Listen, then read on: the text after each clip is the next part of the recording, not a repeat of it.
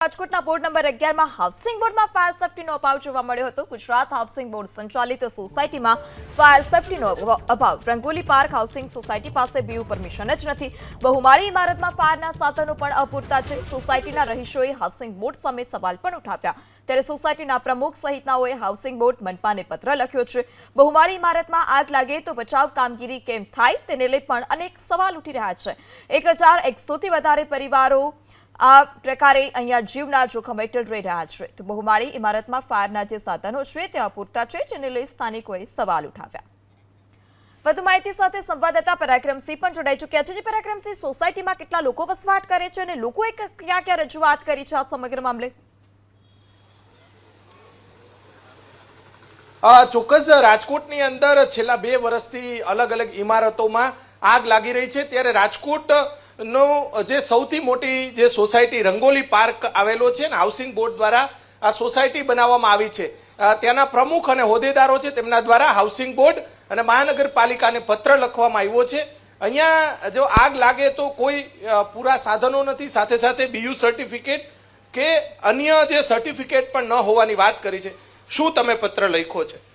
અમારી એક રજૂઆત છે કે આ યોજના અંતર્ગત જે બીયુ પરમિશન રૂડા દ્વારા આપી, શરતી પરમિશન આપી, એમાં બહુ સ્પષ્ટ કહેવામાં આવ્યું કે ભાઈ તમે આટલી કન્ડિશનને પૂરી કરશો, કારણ કે આ મોટો બહુ એરિયા છે, તો જ તમારી આ બીયુ પરમિશન માન્ય ગણવામાં આવશે।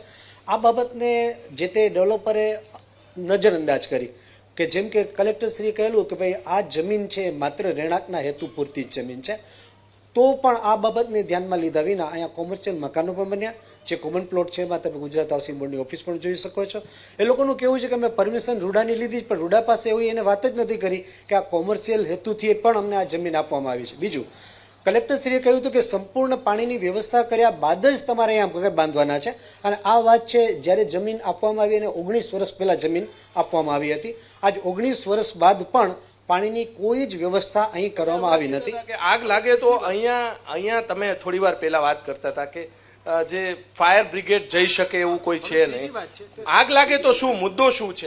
હવે અહીંયા જે મકાનો બન્યા છે એમાં ખાસ કરીને જે ફાયર ફાઇટરને નીકળવા માટેના રસ્તા જોઈએ એ ઓછામાં ઓછા 9 થી 12 મીટરના હોવા જોઈએ। પણ આશ્ચર્યની અને દુઃખની વાત છે કે પૂરતું પાર્કિંગ ન હોવાને કારણે અને અહીંયા માત્ર 6 જ મીટરનો રસ્તો છે। ઇવન રાજકોટ મહાનગરપાલિકાના ફાયર વિભાગે નોટિસમાં બહુ સ્પષ્ટ જણાવ્યું છે કે ભાઈ તમારા જે નકશા છે એમાં તમે ફાયર સ્ટેરનો નિર્દેશ કર્યો છે તો ફાયર સ્ટેર તમારે કરવી જોઈએ। તમારા નકશામાં જે રસ્તા બનાવ્યા છે માર્જિન પ્રોપર મૂક્યું નથી, તમારે પ્રોપર માર્જિન મૂકવું જોઈએ। અમારું ફાયર ફાઇટર એમાંથી નીકળી શકે નહીં। તો એના સંદર્ભમાં એમનું કહેવાનું છે કે નાનકડું ફાયર ફાઇટર નીકળી જાય, પણ 14 માળના જ્યારે મકાનો છે, પૂરતું પાર્કિંગ નથી, લોકોએ ત્યાં વાહનો મૂકવા પડે છે, અને તો એના બાબતમાં એ લોકોનું કોઈ હજી આજ દિવસ સુધી આ રસ્તાને પહોળા કરવા કે ફાયર ફાઇટર નીકળી શકે એવી વ્યવસ્થા કરવી એવું આયોજન। ત્રીજા નંબરમાં જો આ બની ગયા, હવે પહોળા કઈ થઈ શકે। બાજુમાં આપણી સરકારી જગ્યાઓ છે, જો પોતાની જગ્યા અમે આ પણ રજૂઆત કરી છે, આ બધી રજૂઆતો કરી ભાઈ અહીંયા પાર્કિંગ અપૂરતું છે તો બાજુમાં જે ખરાબાની જગ્યા છે એ તમે પરચેસ કરીને આ મુંજકામાં તમે જે રીતે આપ્યું, હવે એ જ રીતે અહીંયા પણ તમે અન્ય સ્થળે જેમાં આપેલું છે તો અહીંયા પણ તમે પાર્કિંગ વ્યવસ્થા મોટી કરી અને રસ્તાને પહોળાઈ કરી શકાય, કારણ કે માણસના જીવન સાથે ના ચેડાની વાત છે। બીયુ સર્ટિફિકેટ છે કે નથી? બીયુ સર્ટિફિકેટ કન્ડિશનલી આપવામાં આવેલું અને એમાં કન્ડિશન કરી હતી હાઉસિંગ બોર્ડ સાથે રૂડાએ કે ભાઈ તમારે આમાં સોલાર પેનલ દરેક વિંગ ઉપર મૂકવી। આજની તારીખે મૂકવામાં આવેલ નથી। અમે અવારનવાર રજૂઆત કરેલી છે, પણ એ લોકો એની રૂડા સાથે પણ છેતરપિંડી વિશ્વાસઘાત કર્યો। કમનસીબી છે કે 2020માં રૂડાની ફાયર એનઓસીમાં પણ એ લોકોએ આપેલું છે, પણ જે રિન્યુ કર્યું છે પણ એનો પણ અમે વિરોધ કરેલો છે કે ભાઈ તમે એની જે કન્ડિશન છે, જે નોટિસ આપવામાં આવેલી ફાયર બ્રિગેડ દ્વારા કે ફાયર સ્ટેર નથી, સ્ટ્રેચર લિફ્ટ નથી, આ બધી જે કન્ડિશનોને એ લોકોએ નજરઅંદાજ કરી છે। અમે અવારનવાર રજૂઆત કરી છે। અચ્છા, એસોસિએશને કરવાનું હોય કે હાઉસિંગ બોર્ડ? અમારું એસોસિએશન નહીં બનવાનું કારણ કે એ લોકોએ જે કમિટમેન્ટ કરેલા છે ફૂલફિલ કરેલા નથી, એટલે અમે એસોસિએશન બનાવ્યું નથી। હા, કારણ કે એમાં પહેલી વાત એ છે કે બધા જ મકાનો ભરાઈ જાય પછી એસોસિએશન બનાવવાની વાત હતી। હવે જ્યાં સુધી તમને બીયુ ના મળે ત્યાં સુધી એઓપી ના મળે, એઓપી ના મળે ત્યાં સુધી બાકીની પરમિશન ના મળે। હવે એઓપી બને નહીં તો પછી એસોસિએશન બનાવવાનો, અને અધૂરા કામો એટલા બધા છે કે અધૂરા કામો પૂરા કરવા કે જેમ કે આમાં એક શરત મૂકી છે કે અહીંયા જે ઈસી છે એની શરતો છે, ભાઈ ઈસીની શરતમાં અહીંયા 6 કૂવાઓ છે, હવે નિયમ શું છે? એકવાર હાઉસિંગ બોર્ડે બનાવી નાખ્યું પછી જવાબદારી કોની? હાઉસિંગ બોર્ડની કે એસોસિએશન?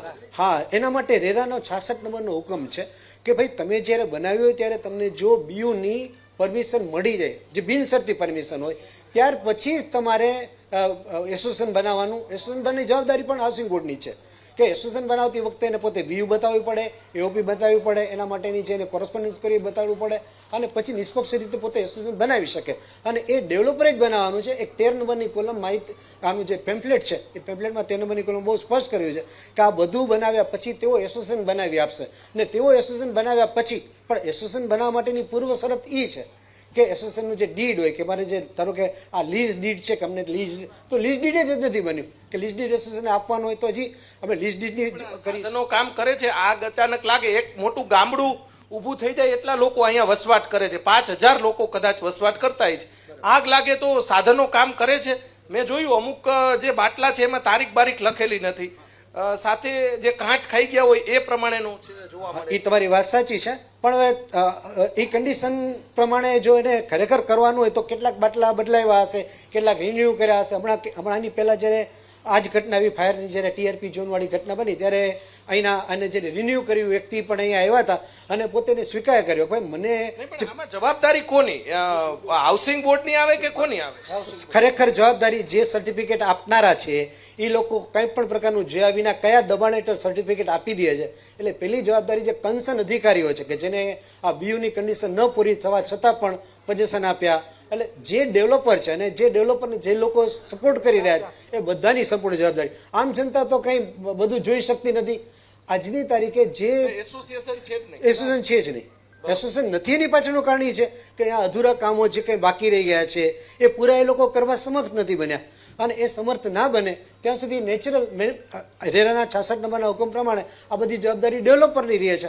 અને અત્યારે ડેવલપર અમને ધમકી પણ આપે છે કે ભાઈ પૈસા અમે તમારા વાપરી નાખશું. અમે એમની પાસે હિસાબ માંગ્યો કે ભાઈ તમે જો પૈસા વાપરતા હો તો કેટલા પૈસા મારે આવ્યા ને કેટલા તમે ખાઈ જાય એ અમને બતાવો. સોસાયટી પાસે પૈસા તો હશે ને ફંડિંગ? અમારી સોસાયટી શૂન્ય પૈસા ધરાવે છે.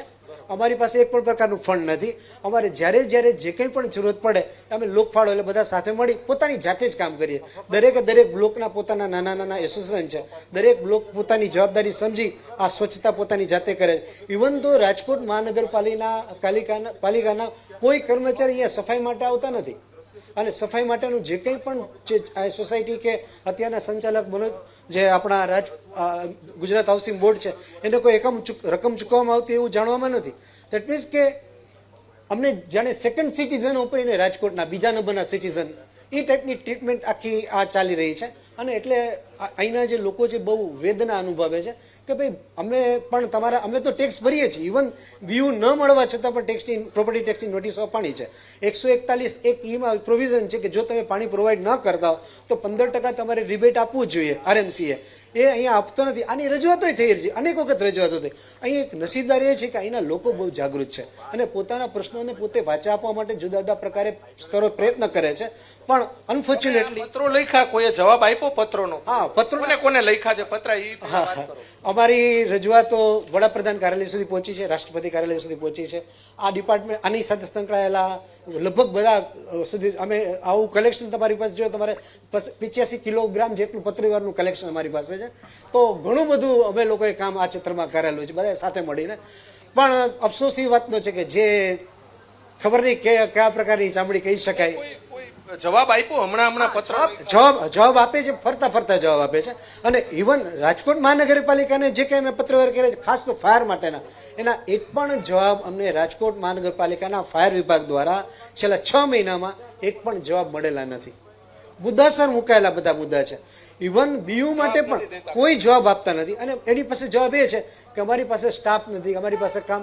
એ લોકો આવે છે કોઈ જોઈ જાય છે પછી કઈ ઇન્ટરનલ એ લોકો જે રીતે કોરસ્પોન્ડન્સ કરતા હોય. 1000 લોકો રહેતા હોય ને કોઈ દુર્ઘટના થાય તો કોણ જવાબદાર? એ તો જવાબદારી તો ગવર્મેન્ટ પોતે વિચાર કરશે કે ભાઈ કોણ જવાબદાર. કારણ કે જો જ્યારે પહેલી વાત એ છે કે ફાયર નથી આપ્યું તો શું લોકો ફાયર જોવા જવાના? ફાયર સર્ટિફિકેટ બીયુ નથી તો લોકો બીયુ ઇવન જી પરાક્રમ, સમગ્ર માહિતી બદલ આભાર. તો જે લોકો છે રાજકોટના તેઓ ભયના ઓથાર હેઠળ જીવી રહ્યા છે કારણ કે બીયુ પરમિશન નથી. અગાઉ અનેક વખત રજૂઆત કરી તેમ છતાં નિરાકરણ નથી આપ્યું.